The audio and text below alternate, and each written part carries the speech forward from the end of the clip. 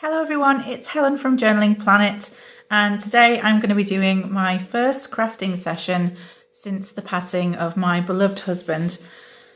I'm not really sure if this video is going to get many watches, and that's okay. I think a lot of us watch these videos for escapism, and perhaps what we don't want is somebody talking about a very sad subject as they're crafting. I understand that, and it's totally fine. This is just a video that I need to do for myself, really, and for the continuity of the channel, so that people who find it later understand that there was a bit of a shift at some point. I'm going to take things really easy on myself, and I'm going to just work with some spare bits of masterboard I have, because confession time, I hoard masterboard that I don't quite get around to using. Creating masterboards is a great way of using up my scraps, and so I do it quite often. However, I'm then left with more masterboard than I can use in a day, and so I keep it in the hope that I will get around to using it. And today is going to be that day. I've chosen 5 pieces. I'm going to do the first one in real time and chat to you a bit about my husband, and then I'm going to speed up the other 4 pieces and show you everything that I've made at the end. I'm going to be working with a Parisian theme.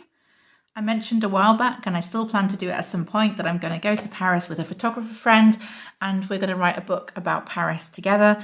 And I need to create a journal or some journals to take with me to make all my notes. So these pieces of masterboard are all going to be Parisian themed. And what I'm going to do is I'm just going to start crafting so you can see the process. I'm going to be talking about my husband and what's been going on in the household as I craft, and you'll be able to see the crafting process as I go for it. So just to make filming a difficult video even more difficult, my camera cut out then. Don't know what's up with it. But I have stuck down a piece of scrap paper from the Paris book, and I'm going to continue doing that as I tell you a little bit about my husband. So most of you know that he was managing a cancer diagnosis. He's been managing it since about 2019. So he did live with it for about 4 years, which is something to bear in mind. If you have someone in the family who has cancer, it doesn't mean that their life is immediately over. They may live with and manage it for many years, in fact, depending on what kind of cancer they have. Joe's cancer was bowel cancer. He had symptoms quite young. He was 38 when he was diagnosed with stage 3, and the doctors hadn't performed cancer tests because they thought he was too young to have bowel cancer, which of course is something that has made me quite angry over the last 4 years. You tend to do a lot of what ifs, but the truth of the matter is, in this particular case, that it's very unlikely that early detection or any early detection would have changed the outcome that dramatically, because Joe's cancer was particularly aggressive. So they only have the treatments they have. Joe tried all of them, and we even did some treatment privately, paid for some drugs to try and save him and keep him here longer. But the drugs just did not work for him, and that's why, unfortunately, he's no longer with us. One thing I will say about my husband, and I'll always be in awe of him for this, is that he accepted where he was at with such incredible grace.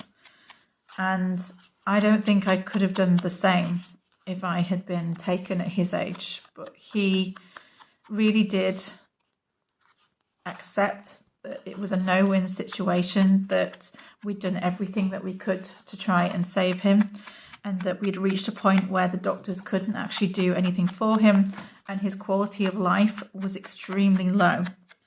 In the last 2 weeks, he couldn't really eat anything, which sounds very distressing, and it was, but I was still just glad to have my husband around me, and we just made the best of the time that we could. He went into a hospice, which is a bit of a scary word for a lot of people, I think, but I will tell you, it was one of the best things that we could have done, was take Joe to a hospice, because the support was absolutely incredible, and it gave me and Joe time as a husband and wife rather than a carer and patient. And really, any time that you get as husband and wife rather than carer and patient when you've got a partner with a life-limiting or mobility-limiting disease is hugely valuable.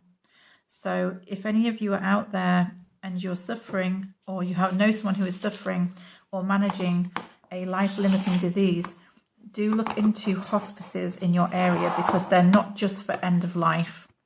They actually perform a wide range of services and might even be able to help your loved one or yourself get on top of difficult symptoms. So please don't be afraid of hospices.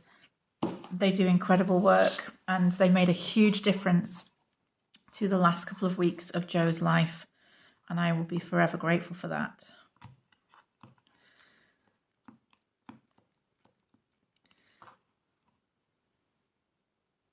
That's working out quite nicely, isn't it? A few more stamps, I think. So obviously I was there when my husband died because we knew it was going to happen. Actually, it is still possible to miss that, because sometimes the patient very cheekily waits till you're out the room because they want to protect you. And this is something that the nurses said they'd seen a lot of. So please don't worry if you are in that situation, because your partner or your loved one is doing it to protect you. If that happens, and you shouldn't feel bad if you're not there right at the moment that they go, that's probably the way they wanted it. Joe's passing was incredibly peaceful, and it has completely changed my opinion and understanding of what death can look like if you prepare for it rather than live in denial. So I was there to hold his hand, tell him that I loved him, that I would always miss him. And I also, very important for a man like Joe, gave him permission to let go. I told him I would miss him, but I would be okay. And he shouldn't prolong pain because of me. That I understood his acceptance of what was happening, and that I would look to do the same and accept it with the same dignity. So once I'd given him permission, because Joe is so polite, he would have hung on in agony for weeks if I hadn't said something to him. I didn't want to see him go, folks. The hardest thing I've ever done is say that to him, but I knew and could see that he was struggling with his existence here. He was not very responsive. And so I wanted to let him know that if he was holding on for me, it was okay to let go. And I understood. And it was only a few hours later that he let go. And it was painful. Obviously, there were tears. But like I said, it changed my opinion of what death can look like, because Joe's death was not a struggle. It was not scary. It was not frightening. It was not a battle or a fight. He just gently stopped breathing, and peacefully, ever so peacefully, he let go.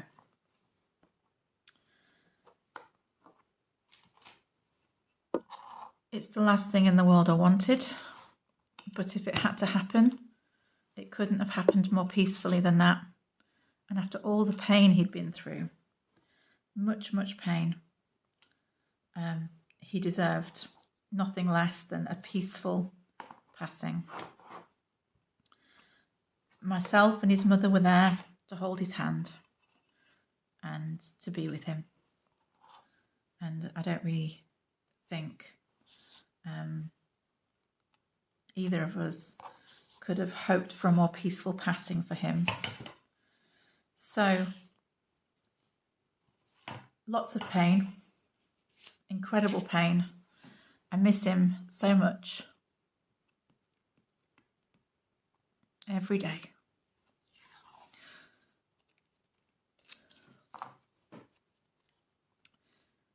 But I know he was in pain.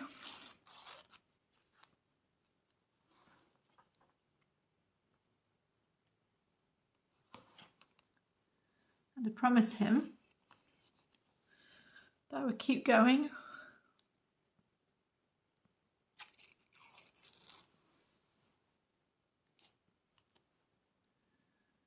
And that's what I'm going to do.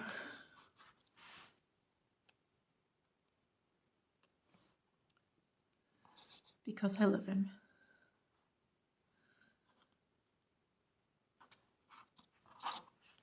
And because that will always be the case. I will never not love him. I will never not miss him.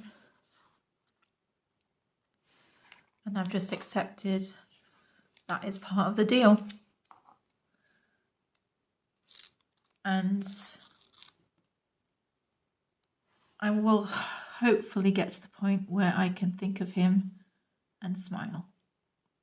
I do still do that, but it's harder at the moment because everything's so raw. But over time, I am aiming for that, to think of him and to smile and just be able to rejoice in the fact that I knew him.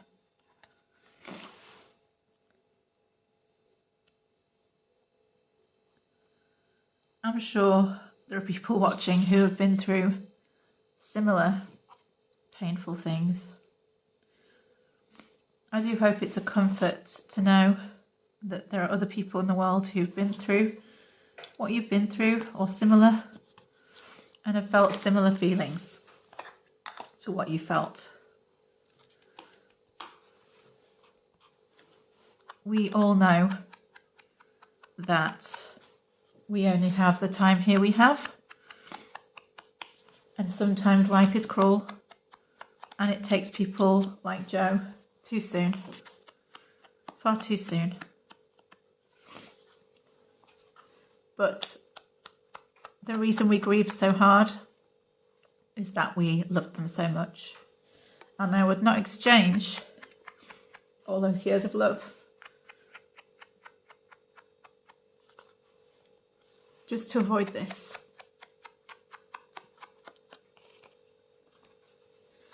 I wouldn't exchange them for anything.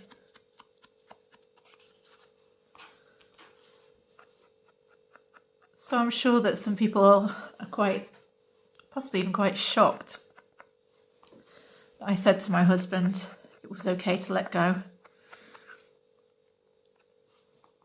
But in these situations, it's about moving beyond your own ego. I would have selfishly kept Joe on this planet forever, forever and ever. If I'd had 100 years, it would have been too soon.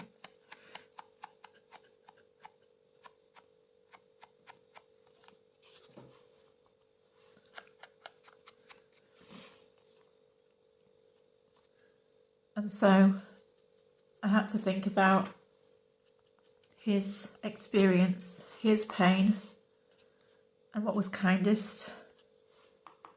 And the kindest thing was to reassure him. So that's what I did. I reassured him that it was okay and that his family would look after me where he couldn't. The oddest thing happened the night that he died. We came back to our house after leaving the hospice, and I climbed into bed, and the heating was off. It was a very chilly night here in the north of England, and as I climbed into bed, I felt the most incredible warmth around me, and I couldn't explain it. It was just this incredible heat energy. It wasn't the duvet, that was quite cold, and there was nothing else creating this heat. and each to their own beliefs, but to me,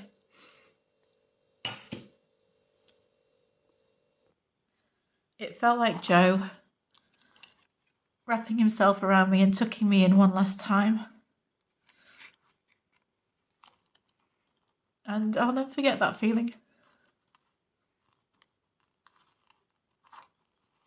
It was beautiful. And I felt like it was his way of letting me know he was still with me.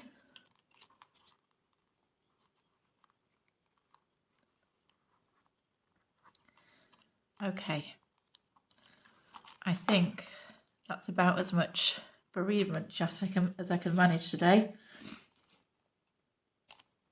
You can probably hear the tears, but I think that's actually quite a nice piece of ephemera that's been created there. Just give you a bit of a close-up. And I'm going to complete the other 4 pieces of masterboard and come back. When I'm done, I'm going to speed up the rest of the processes and show you all of them at the end. Thank you so much for those of you who have watched this and stuck through it. It's probably not an easy watch, and I appreciate all the support I get through this channel. Let's see what I can create with these other 4 pieces.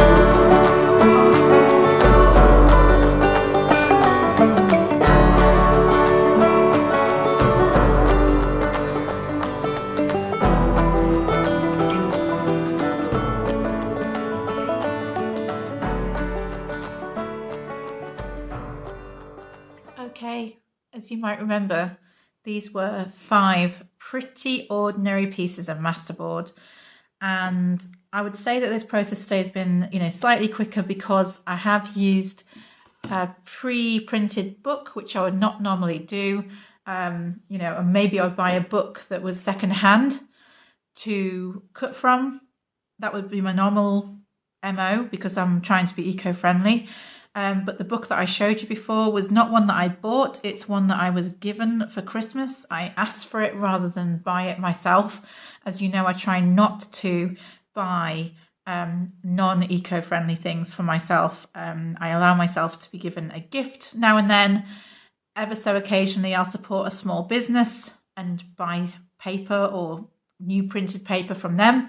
But on the whole, I try and use reclaimed materials. So let's just take a look at each of these things and think about whether it's eco-friendly or what we've done with it. So this, as you saw, was a lot of stamping with some of the ephemera from the book. But you can see it was actually just an old envelope once upon a time. This is from some old underwear that I had.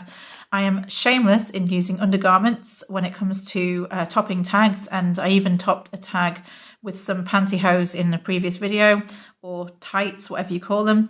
And so, the basis of this is reclaimed materials, and the masterboard itself also, as well as the envelope, was a piece of used napkin that I just decoupaged onto the envelope and stamped over. So even that was a piece of reclaimed material. So I'm really pleased with how this turned out. Obviously I will need to put some paper over the back, which I will do. Probably have to pull this out in order to do that, but it's fine, it won't take me too long, so that I can write on it. But the front is definitely done. It's got this lovely Parisian theme.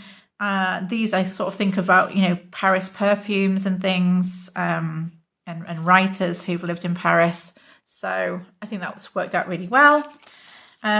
This is also lace that I bought from a small business. So this is my supporting small business. The music paper is reclaimed material from an old music book. And the backing is actually a piece of spare cardboard I had left over from my teaching days when I used to give the students big pieces of paper to do projects on. So that was just lying around. You know, it would have probably got recycled had I not used it. The masterboard that I started with, it's like reclaimed materials, old music book, scraps of paper from previous projects, also reclaimed materials, and the paper from my teaching days. This was in a charity shop, a thrift store, and it was in a bag of trim. The whole thing cost about £1, and it was all secondhand. So that I'm really pleased with. In fact, on this one, I've only used actually a little bit of the book itself, and the rest is stamping and a little bit of washi tape. This one's so cute, but I did notice, just a little tip, is that I noticed, you know, I had this blue and this purple, quite muted shades, and the music paper is too muted. I needed something bright on this one to make it pop. So I did cut out some of the flowers from the Paris book and then just inked around it. I did stamp in distress ink. I think that this actually sometimes looks better than black ink stamp. Just gives it a bit more of a vintage look. And that stamp was bought from a small business called Coracria Crafts. I can never quite say it. It's a bit of a tongue twister, but Coracria Crafts, if I can say it. And this last one, I spattered a bit of watercolour, one image from the book and a little bit of text from the book, and the rest is just stamping. Again, it's that old cardboard from my teaching days, so, you know, reclaimed material. I am so pleased with how these have turned out, and it's been good to just tell you about what's happened and how I'm working through it. I will talk about my husband on the channel. I will always talk about him and remember him, but I know he would want me to keep crafting and that he'd want me to continue connecting with you because he knew how much the community meant to me. This channel has got way more followers than I ever anticipated it getting. So thank you for being here, for watching, and I'll be back with my 100-day project in the next video.